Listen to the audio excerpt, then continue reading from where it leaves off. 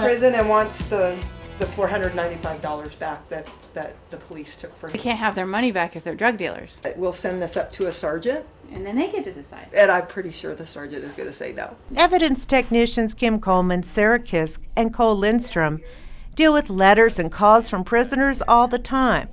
They're the keepers of all materials taken by the Reno Police Department in connection with a crime. Anywhere from money in small quantities to large quantities to drugs, from little pouches to suitcases full. Reno police officers collect evidence and bring it here. They write the original reports, bag the evidence, and mark it.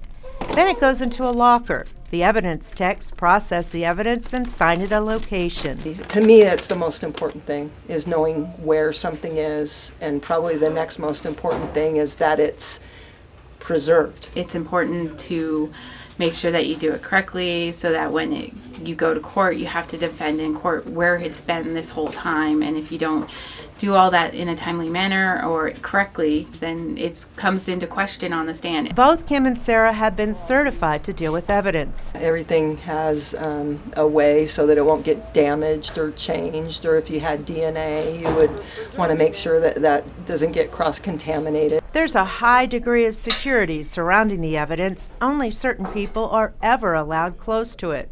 No 2 days are the same here, as law enforcers deal with a multitude of diverse cases. Sometimes what's interesting is when you have an ongoing crime trend and you're trying to find that person before he or she strikes again. And during a situation like that, I could think of a couple of those where people are collecting everything, thinking that it might tie to the case. I had to go out for some maintenance at our warehouse, and while I was there, I got a call from the detective from Robbery Homicide saying he needs to have somebody let him in so that they can search a car that was involved in the drive-by shooting. I get to watch that. We had one case where we had 109 pounds of marijuana, and it was sitting next to my desk most of the day, and come to find out I was allergic to it or had a reaction to the odor coming off of it, and it just made my eyes so red. The evidence techs also track items forfeited during a drug investigation until they're auctioned off. There was a Lamborghini, actually, that recently, it was seized on a drug case. Once the evidence is collected, it remains under lock and key,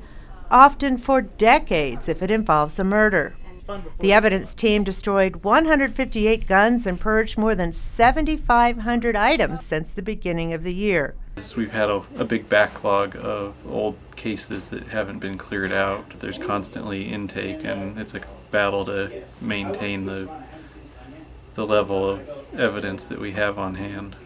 The evidence technicians are behind the scenes, but play a big role in law enforcement. I want to help make Reno safe, and this is a way to do it. That's what it takes to run a city.